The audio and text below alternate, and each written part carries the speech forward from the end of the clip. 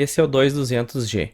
Provavelmente você já viu algum vídeo dele, mas como a maioria desses reviewers e lojas que fazem vídeo não tem a mínima ideia de como tirar performance no CPU, você deve ter saído com uma informação bem porcaria. Para começar, eu canso de ver esse processador pareado com uma placa-mãe A320, que na minha opinião é burrice, porque esse é um dos processadores com maior margem de overclock da série 2000. E como esse pessoal que faz vídeo não passa nenhuma informação decente, você provavelmente também acha que overclock é algo arriscado. Mas se você conhecesse pelo menos o básico do processo de manufatura de um processador, veria o quanto falar isso é ridículo. Para começar, o die, que é a parte principal do processador, vem de algo que nós chamamos wafer. No wafer, nós temos um monte de dies que são cortados e depois inseridos no PCB, e eventualmente eles vão formar um processador. Todos os processadores com a mesma quantidade de núcleos vêm do mesmo tipo de wafer, ou seja, um i5-6400 vem no mesmo tipo de wafer que um i5-6600K e até mesmo um i7-6700K. Eles só são produtos diferentes porque são limitados pelos fabricantes, baseado no processo de binagem e na demanda de mercado. Na prática, falando de uma forma extremamente simples e grotesca, isso quer dizer que um i5-6400 só não é o mesmo processador que um i7-6700K porque o fabricante decidiu travar o multiplicador e desabilitar o hyperthreading. É claro que os chips de entrada normalmente são aqueles que saíram pior na binagem, mas nem sempre isso é verdade. Muitos podem ter saído bem e apenas serem limitados para atender uma demanda específica de mercado, já que a demanda por chips de ponta normalmente é bem menor que a dos chips intermediários. Esse mesmo conceito se aplica para o 2200G. Ele vem do mesmo wafer que o 2400G, que trabalha a 3.9 GHz no turbo e com 1.25 GHz na placa gráfica. E isso dá maior margem de overclock na série 2000, não só em clocks, como também termicamente, tornando cooler blocks propenso até mesmo a overclocks competitivos. Como essa APU não puxa muita corrente, uma placa-mãe B350 de entrada serve bem para fazermos bons overclocks, mas preste atenção no VRM do SoC, pois é ele quem gerencia a parte gráfica. Entre as placas B350 mais baratas, provavelmente você vai encontrar a ASRock AB350 HDV, a Biostar B350 GT3, a Gigabyte AB350M DS2 e a Asus Prime B350MA. Tinha uma placa-mãe MSI sendo vendida também, mas eu não consegui mais achar ela. Eu acabei pegando a ASRock HDV, que tem 3 fases no SoC, com 2 MOSFETs low side e um MOSFET high side. Olhando as outras placas baratas, a Biostar também era a única que oferecia essa configuração, mas estava um pouco mais cara e a minha experiência com a BIOS da Biostar não é das melhores. Depois temos a Gigabyte DS2, que tem 3 fases no VRM do SoC, mas só tem um MOSFET low side e um high side. E por último, temos a Asus, que só tem 2 fases para SoC. Eu paguei R$370 na minha B350 HDV em uma promoção na Terabyte. Inclusive eu compartilhei a promo na nossa página no Facebook porque o preço era muito bom. Hoje é mais provável que você encontre ela na faixa de R$450. Para a memória RAM, estou usando meu kit HyperX que eu comprei no Mercado Livre um tempão atrás.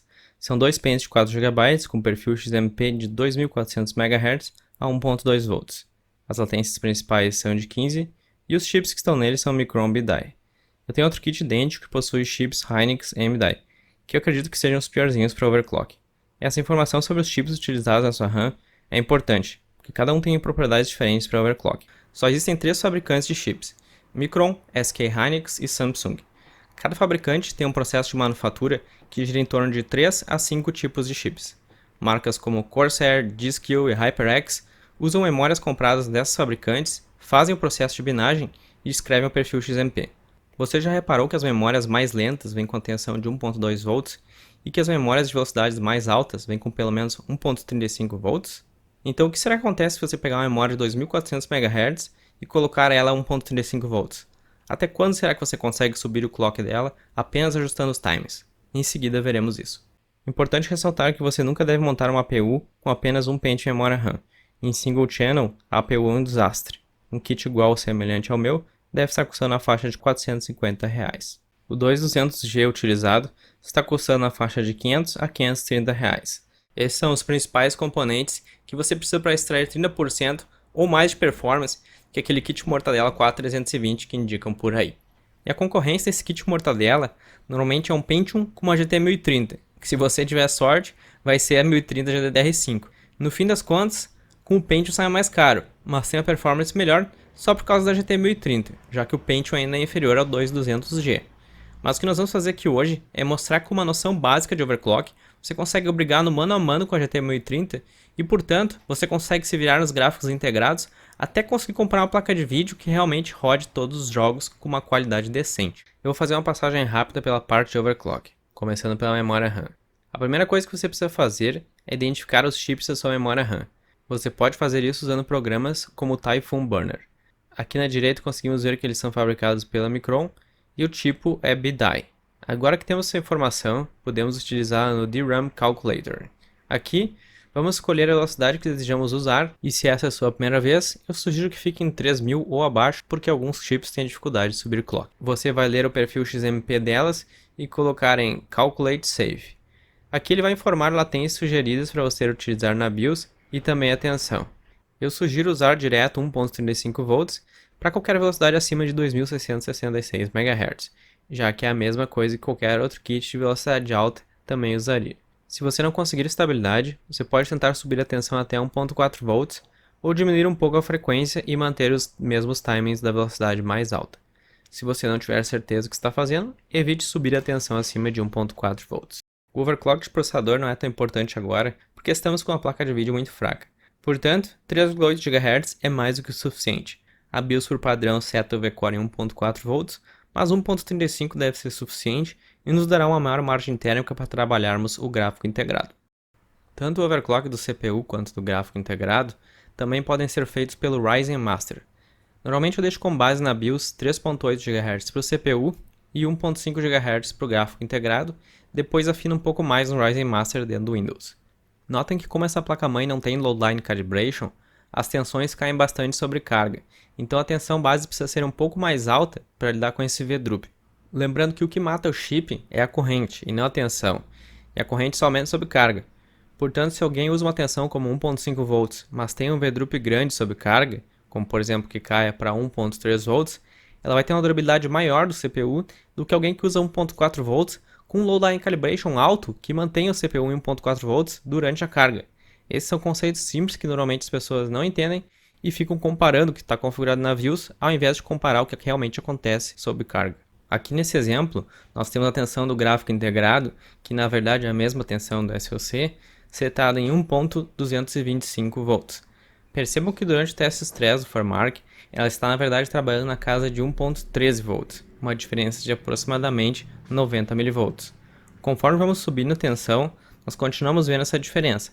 Em 1.25 volts, estamos vendo de fato em torno de 1.156 volts. Para os nossos testes, eu acabei utilizando 1.225 volts de SoC e 1550 MHz no chip gráfico.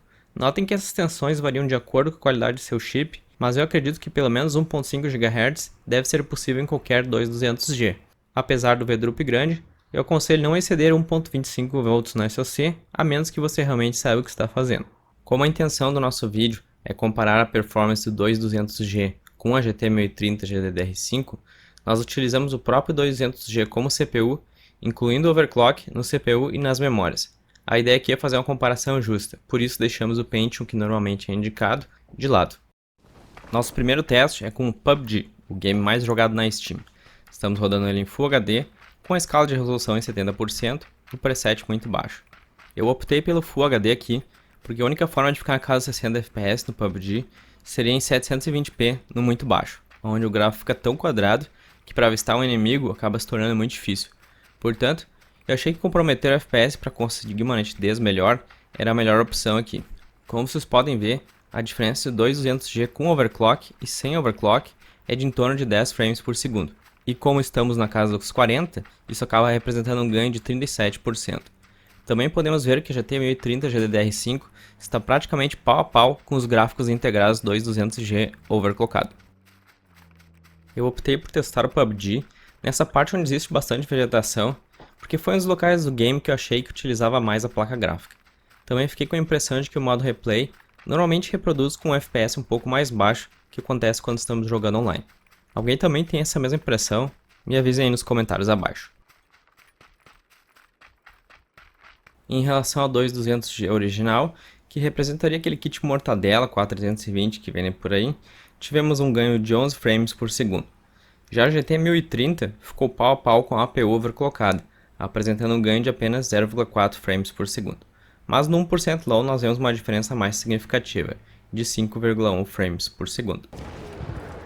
Depois de um tempo ausente, estou trazendo de volta ao Battlefield 1 a nossa bateria de testes. Notem que embora todo mundo utilize a cena do tanque para benchmark, por ser um trecho mais consistente, eu nunca gostei muito de utilizar ela. Acredito que esse trecho do mapa da Itália represente um FPS bem mais próximo do que seria uma partida multiplayer.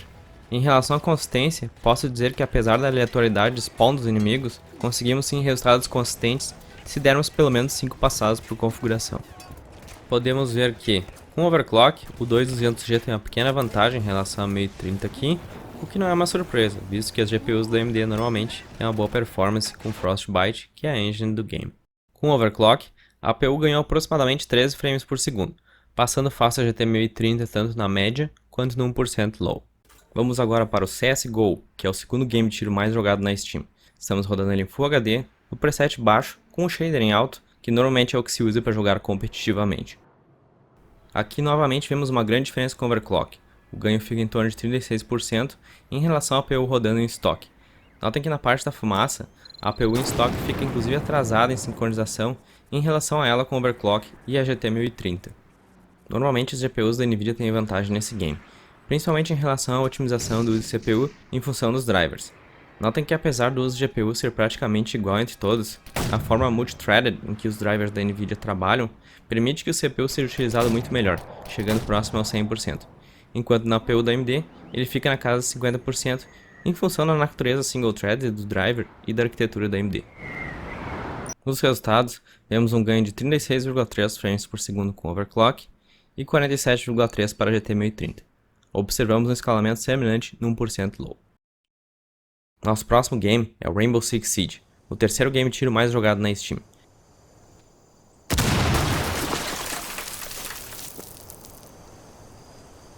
Estamos rodando ele em Full HD com Temporal Anti-Aliasing em 50% de escala.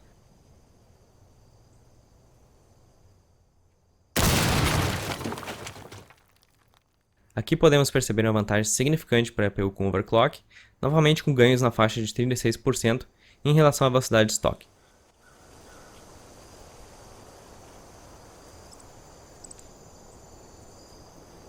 O que me chamou mais atenção nesse benchmark foi o frame time bem estável na APU com overclock em relação aos demais.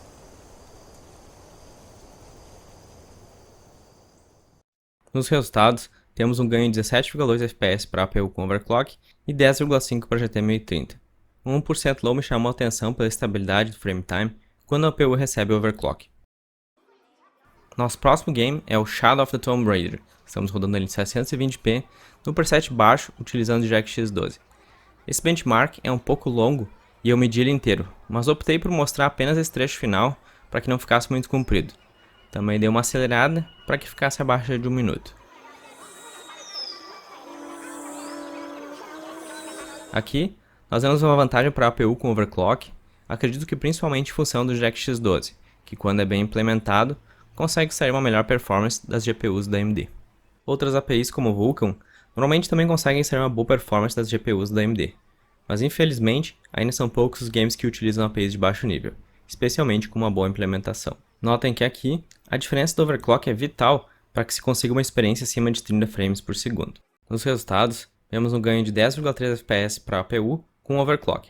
A GT 1030 fica apenas 6,9 FPS à frente da APU em estoque. No 1% low, ambas têm um ganho na casa de 6 FPS. Nosso próximo game é o GTA V. Estamos rodando ele em Full HD, no normal, que é basicamente o mínimo que o jogo oferece. Como se já era de esperar, a otimização em favor da Nvidia é muito grande no GTA V. Mas nesse teste em específico, a diferença chegou no ponto do ridículo. Eu não sei se tem a ver com o fato de eu ter botado tudo no mínimo, mas realmente esse é o único game que a 1030 tem uma vantagem tão grande que nem parece estar no mesmo nível como vimos nos testes anteriores. Para balancear e mostrar dois casos extremos, eu escolhi um título que usa Vulkan para o próximo teste, que vai ser o último. Para quem não sabe, essa é uma API de baixo nível que consegue extrair a melhor da arquitetura AMD e normalmente por isso veremos resultados bem interessantes. Então, vamos deixar esse teste terminar para observarmos o contraponto.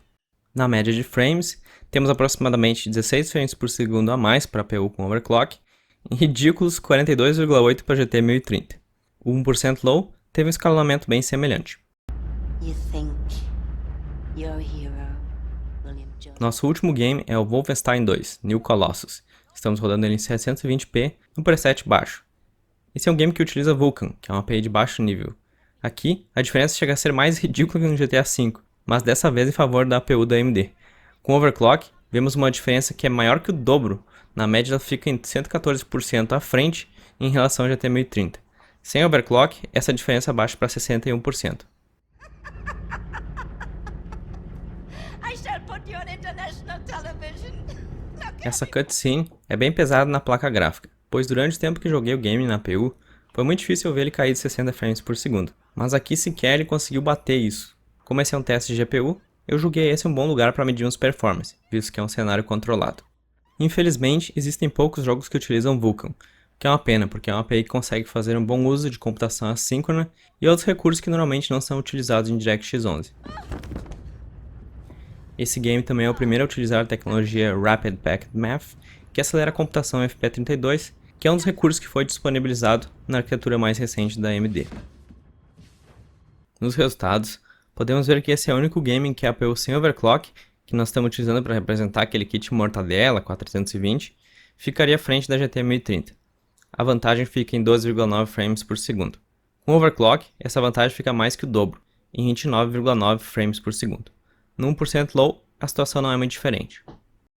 Analisando os 7 jogos, podemos ver que com overclock tivemos um ganho de pelo menos 30% em todos os casos.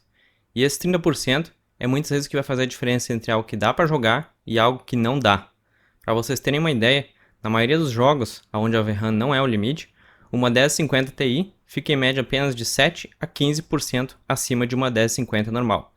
30% em performance é uma diferença muito grande para se jogar fora, simplesmente por não querer comprar a placa-mãe adequada e não pesquisar um pouquinho sobre overclock. Eu aconselho fortemente evitar o kit Mortadella com a A320 que a maioria das lojas estão empurrando por aí.